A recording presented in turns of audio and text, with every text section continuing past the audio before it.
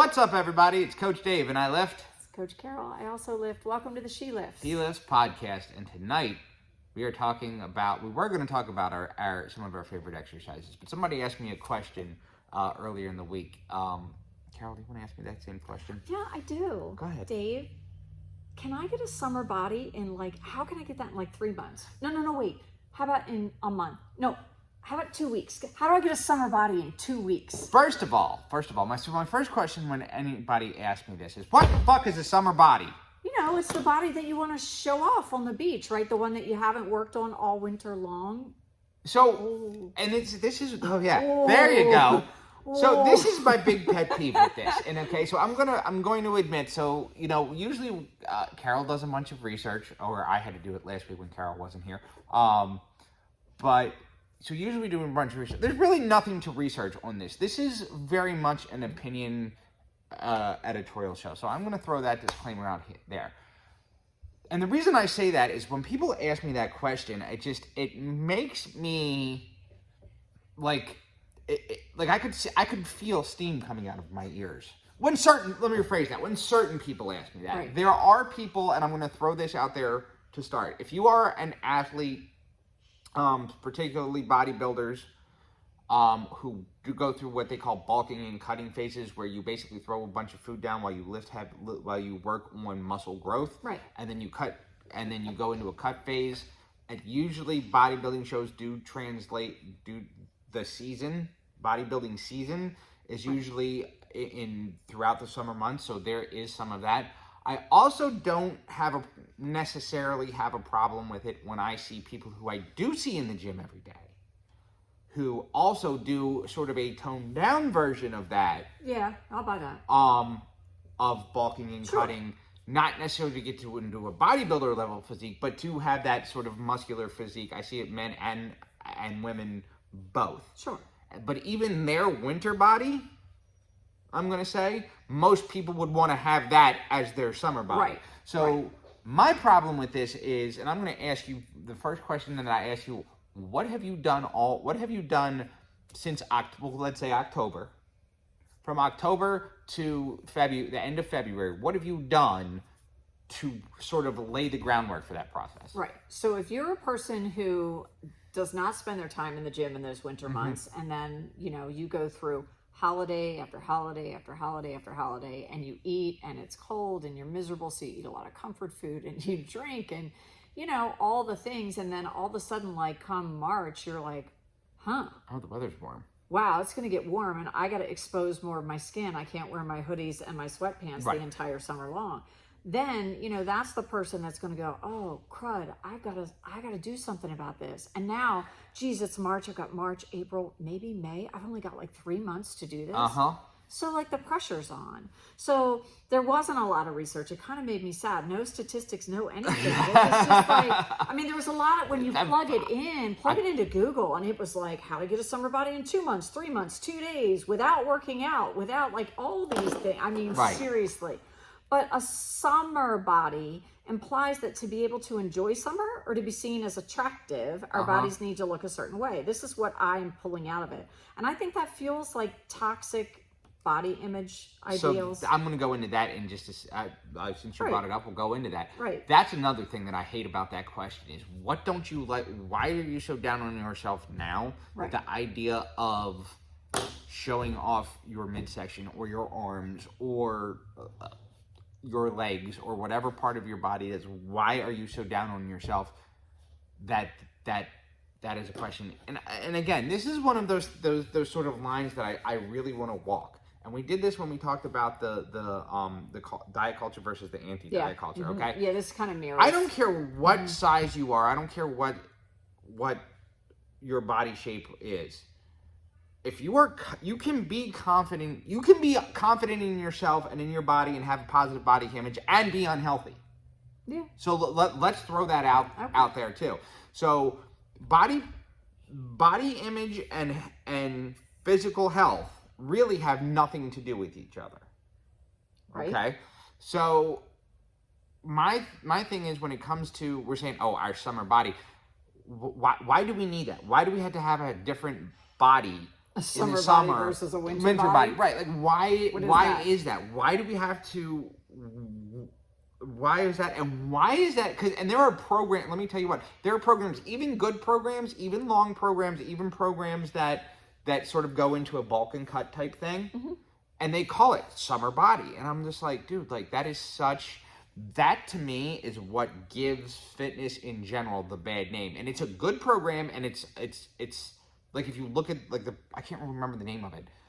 Not that I would call them out, because it was a good program. Right. It was a solid program. It was definitely a bulky cutting type program. Right.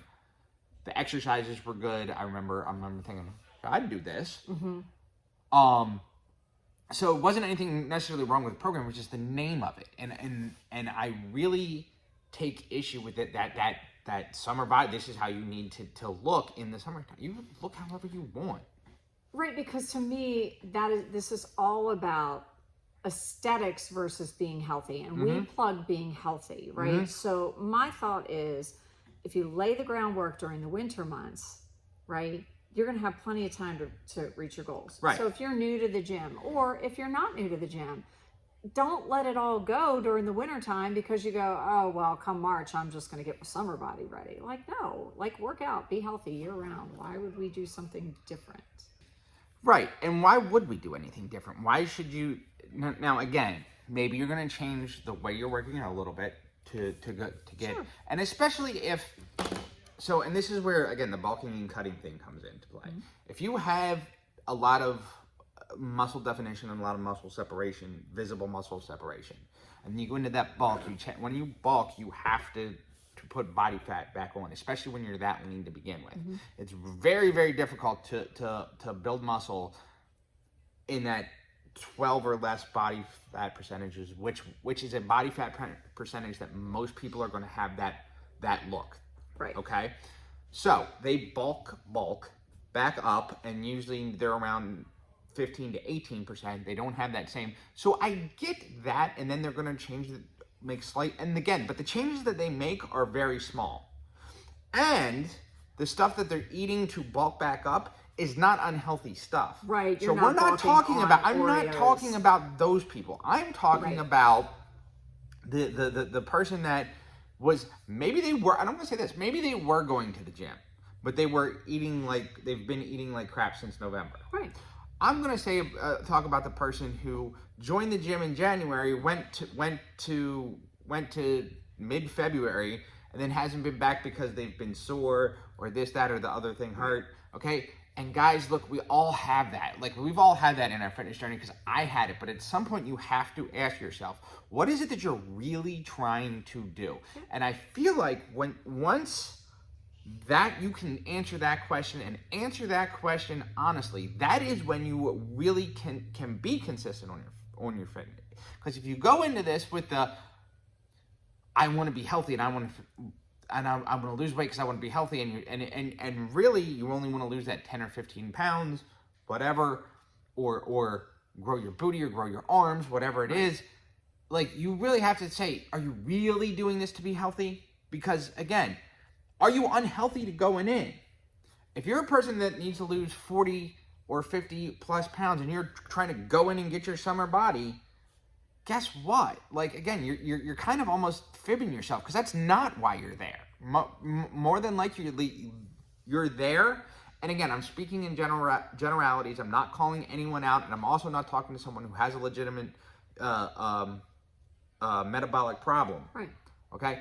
But most people who come with that 40, 50 plus, they need to make a lifestyle change because their doctor told them something that scared the shit out of them. Right. That's not a summer body thing. So right, you know. Right. And don't come to me telling me you're trying to get me a summer body in March when you haven't been in the gym, or you've just been doing cardio, while everyone in the world, whether it's us or any other fitness podcast or influencer. Dude, let me tell you what, I'm going to say this. We talked about the influencers a while back. Even the quote unquote bad fitness influencers still tell you that building muscle is the best way to burn fat.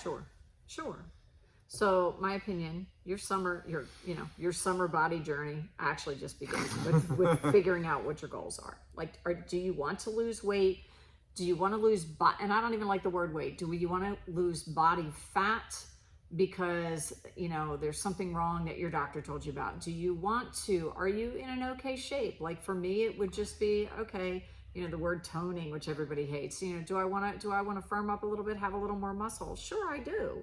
I mean, and there's nothing wrong with wanting to look good either, when more of your body is going to be shown. Like, I don't want to give the wrong impression that you shouldn't want to look good and feel good. You should be able to look good, feel good, whatever's going to make you feel good. Right. What does that look like for you? What does that look like and for let's you? not take it to extremes. I'm gonna give you another thing that not quite to the same extent of the summer body, but people say, oh, I'm doing this program that's going to be a 2 or 3 or 4 week because I'm going on a vacation or going to a wedding, specifically someone else's wedding, not your own wedding, because your own wedding, you've known that shit's coming for a while. You should.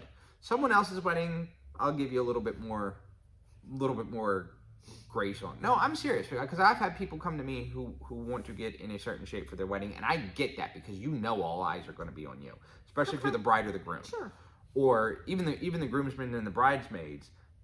You're the star of the show. Sure. Right? So, like, I get that to a large extent, but I'm talking about the people, like the guests. If I'm going to a wedding in 3 weeks, so I'm going to be a little extra concerned with my nutrition. Okay, ask yourself this, and I ask those people that same question. What have you been doing the other, let's say 4 weeks, the other 48 weeks of the year that you now really cram all this? Now, if you just started in a couple months ago, okay, I'll give you the pass on that one. Mm-hmm. But if you haven't been, and you've been on this journey for a while, and now all of a sudden something's happening, and you want to sort of crash into it, why? Where can you slip up so the next time something like this doesn't? And guys, I admit, I talk about it all the time, how I am not a 100% clean eater, that occasionally I will have fast food and alcohol and soda and sweets and stuff like that. So again, I get that. Like, I get that I'm not telling anyone has to eat on their meal plan or their nutrition plan 100% of the time, but was it 80-20, which we'll talk about that coming up soon. Little spoiler for next week. I see what I did there? Okay. Or is it been more like 60-40 or 50-50? Right. So I'll leave you with a thought. Oh, by the way, I can patent the stomach virus that I had last week, and that would be guaranteed summer body in 3 days. Would it though?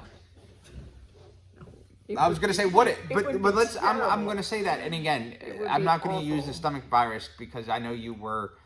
You didn't even get to go on your trip. I was supposed to be in Orlando, and I was laying in Delta dying. So yeah, that's a big deal. That's a little bit of a drop off there. That was a.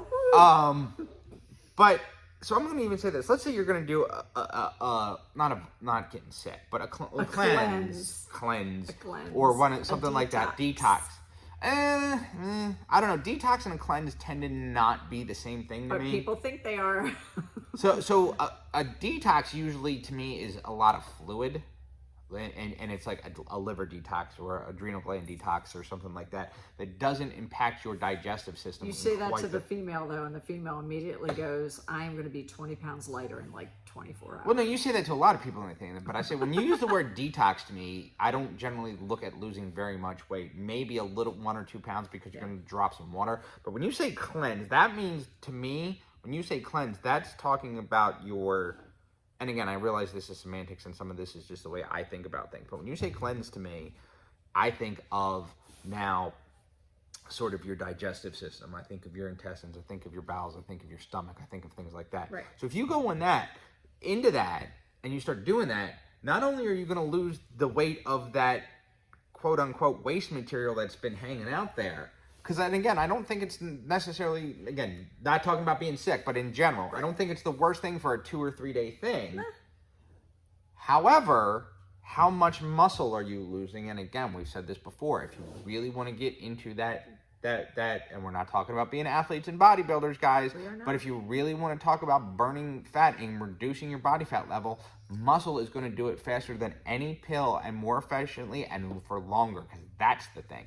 That's the one thing that I think we missed the mark on so much when it comes to this summer, getting ready for the summer body. What if I told you there's a way that you really never had to get ready for summer ever again? Okay? I don't get ready for summer. Right. I don't. I get ready for competition. That's different. Okay? Right. But I get ready for, I have never on my fitness journey gotten ready for summer. In the early stages, if I were going away, did I going away on a vacation, especially someplace where I was going to be on a beach a lot or on a pool a lot? Mm-hmm. Did I maybe spend a little bit of extra time and cut out a cheat meal here, there, or two here or there? Yeah, I did. Do I do that now? Maybe, maybe not, depending on when I'm leaving, what I've been doing prior, what time of year, all those sorts of things. So, again, ask yourself, what can you do differently so you don't have to next year be this? And if you are bulking and cutting, make sure you're doing that in a way that you're not driving yourself nuts. Because that's another thing that I think we don't really talk about is, this is why I'm What's involved in that. What is involved in that? It's and it is a lot.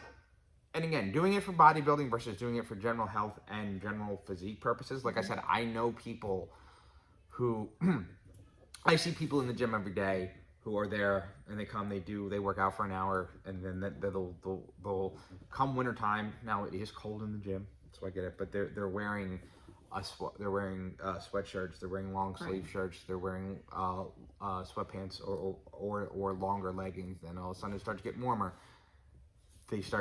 Their clothing starts coming down, their arms start coming out, their midriffs start coming out, their leg, they go from wearing leggings to wearing shorts, they go from wearing sweatpants to wearing shorts, and I can see all of a sudden their stomach get flatter or their arms get more defined or things like that, but their weight has gone up. Right.